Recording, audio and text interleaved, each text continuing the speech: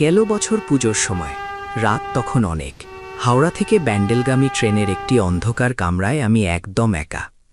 জানতাম না সেই নির্জন কামরায় আমার জন্য কি অপেক্ষা করছে।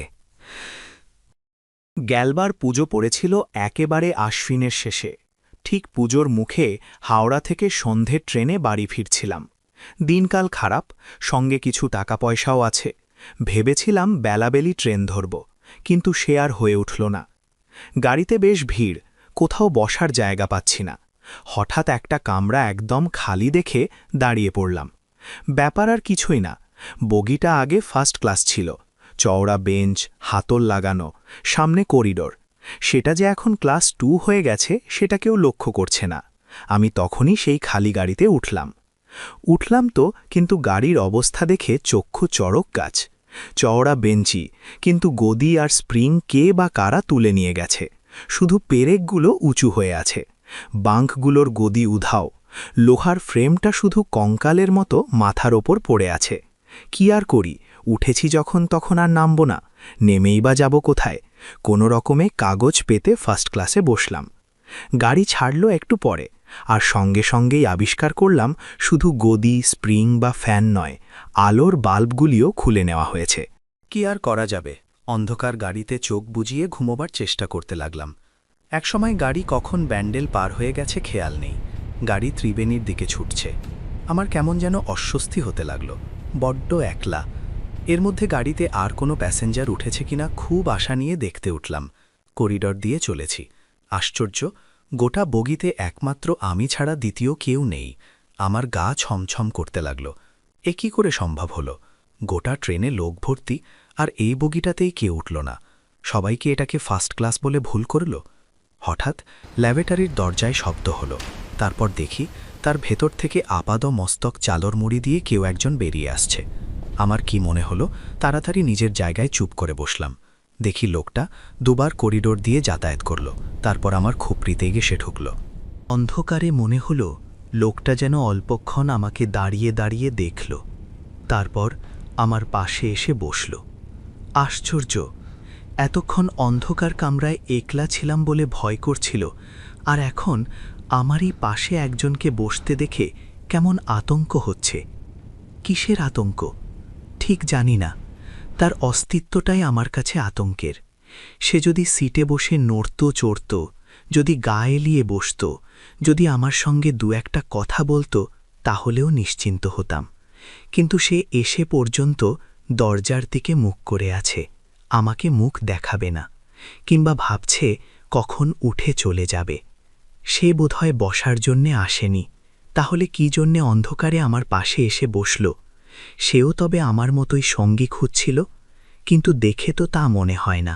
আচ্ছা, লোকটা অমন করে আপাদমস্তক সাদা চাদর মুড়ি দিয়ে আছে কেন? এখনও তো কার্তিক মাস পড়েনি, এত শীত।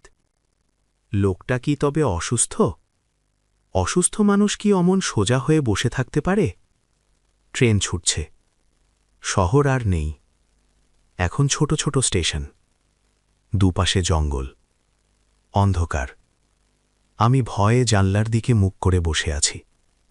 আমার মনে পড়ছে খালি, কামরায় এই রকম অস্বাভাবিক আবির্ভাব নিয়ে অনেক ঘটনা শুনেছি। এটাও কি সেই রকম কিছু? আচ্ছা, লোকটা বাথরুমে ঢুকল কখন? ব্যান্ডেলে? দেখতে পাইনি তো। অন্ধকার বলে? কেউ কি গাড়িতে উঠেই বাথরুমে যায়? তাছাড়া বেছে বেছে কি কেউ অন্ধকার কামরাতেই ওঠে? তাহলে যে কি তা ভাবতেও আমি শিউরে উঠলাম। হঠাৎ একটা চাপা স্বর কানে এলো, আপনার রুমালটা দেবেন?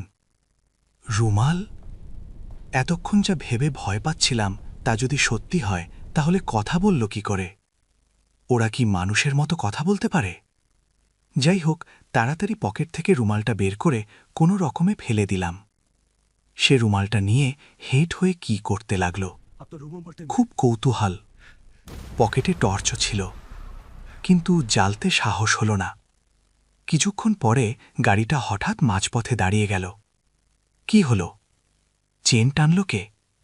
তারপরেই সামনের দিকের একটা গাড়ি থেকে চিৎকার আর্তনাদ শোনা গেল। আমি চমকে উঠলাম। কি হল?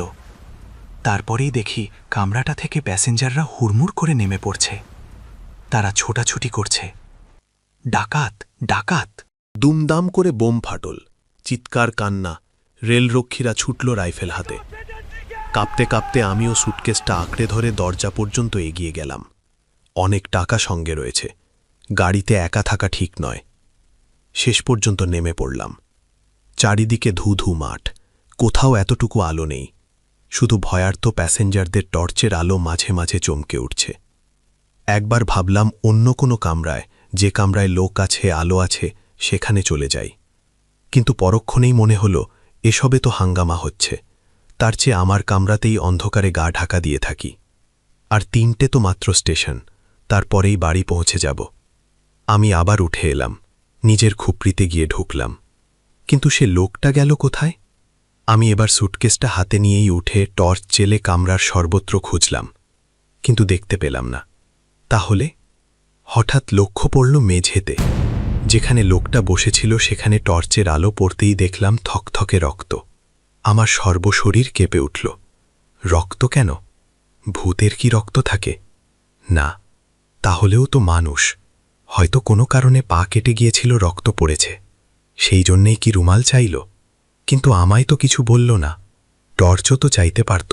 যাই হোক, এত রক্ত পড়েছে যার, সে গেল কোথায়? সেও কি আমার মতো ভয়ে পালিয়েছে? আমার না হয় ভয়ের কারণ আছে, কিন্তু তার তো সঙ্গে কিছুই ছিল না। তাহলে আমার আবার ভয় করতে লাগল। আমি তাড়াতাড়ি নেমে অন্য গাড়িতেই চলে গেলাম। ট্রেন ছাড়ল 1 ঘন্টা পরে।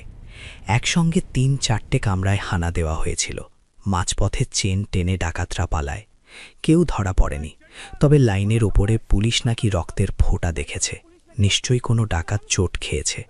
কুকুর আনানো হচ্ছে। বৃষ্টি না হলে ডাকাতরা ধরা পড়তই, প্যাসেঞ্জাররা ভবিষ্যৎবাণী করছে। কিন্তু আমি ভাবছি অন্য কথা। তাহলে এতক্ষণ আমার পাশে যে বসেছিল সেও, কিন্তু সে আমার ক্ষতি করল না কেন?